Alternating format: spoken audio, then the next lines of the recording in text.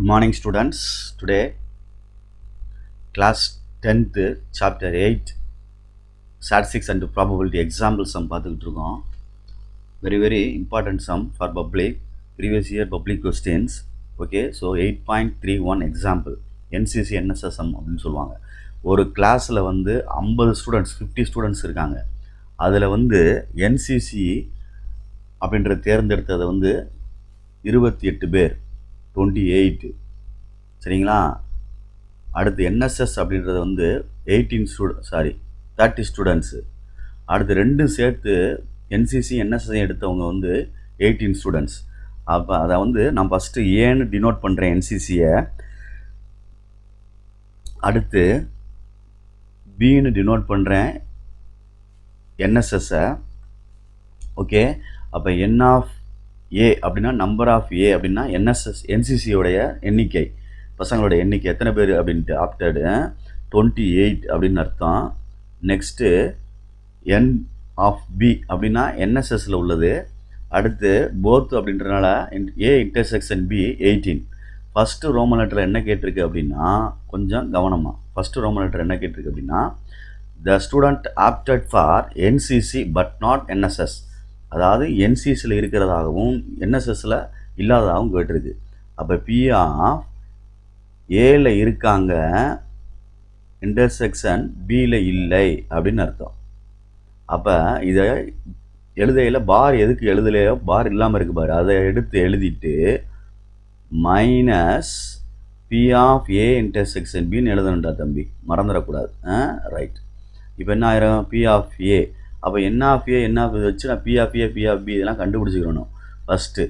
சரிங்களா சொல்கிறது? அப்போ P ஆஃப் ஏ என்ன வரும், N of A by N of S அப்படின்னு வந்துடும்.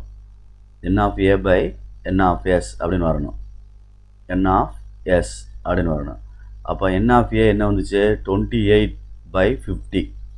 அதே மாதிரி N ஆஃப் பி அப்படின்னா P ஆஃப் பி கண்டுபிடிக்கணும். ப்ராபபிலிட்டி எல்லாத்தையும் கண்டுபிடிச்சிக்க, அப்புறம் தான் இங்கே அப்ளை பண்ண முடியும். N of B by N of S. அப்போ ப்ராபபிலிட்டி என்ன வந்துடும், 30/50. அடிக்கலாம் வேண்டாம், இருக்கட்டும். அடுத்து P of A intersection B is equal to N of A intersection B by N of S அப்படின்னு எழுதியிருக்கேன். Right, very good. அப்போ N of A intersection B 18/50. இதெல்லாம் எடுத்து சேர்த்து இங்கே கொண்டு வரணும். P ஆஃப் ஏ என்ன இருக்குது, 28/50 மைனஸ் 18/50. Okay, right. சப்ராக்ட் பண்ணிட்டோம்னா LCM 50 போட்டுட்டோம்னா மேலே 28 மைனஸ் 18 என்ன வந்துடும், 10 அப்படின்னு வந்துடும். அடிச்சிட்டோம்னா என்ன வந்துடும், 1 10s are 10, 5 10s are 50, 1/5. அடுத்து செகண்ட் ரோமன் லெட்டர் என்ன அப்படின்னா, NSS ஆப்டடு, ஆனால் NCC நாட்னு சொல்லியிருக்கு. NCC எதாக எடுத்திருக்கோம், NCCயை ஏன்னு எடுத்திருக்கேன். அப்போ ஏ கிடையாது அப்படின்னு அர்த்தம். சரிங்களா? கிடையாதுன்னா பார் போட்டுறணும் நாட்டுக்கு. அப்போ NSS எடுத்திருக்கான் அப்படின்னு அர்த்தம், பி எடுத்திருக்கான். அப்போ P of B minus P of A intersection B.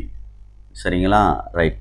அப்போ P ஆஃப் பி என்ன வருதுன்னு பாரு, 30/50 மைனஸ் 18/50.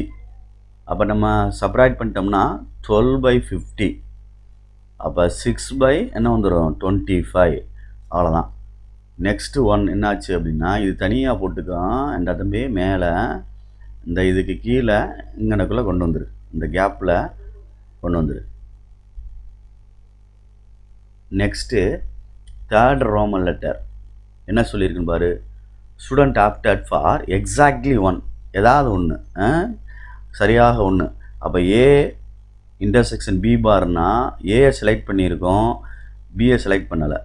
அதே மாதிரி ஏ பார் இன்டர்செக்ஷன் பி அப்படின்னா என்ன எழுதியிருக்கோம், பியை செலக்ட் பண்ணியிருக்கோம், ஏயை செலக்ட் பண்ணலை.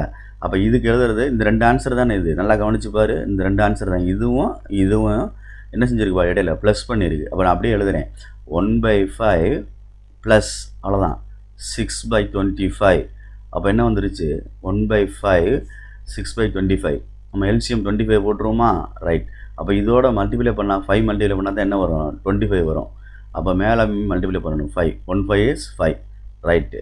இதுக்கு தேவையில்லை. அப்போ ப்ளஸ் என்னது 6. 6 5 + 1 என்னது 11 பை என்ன வந்துடும் 25.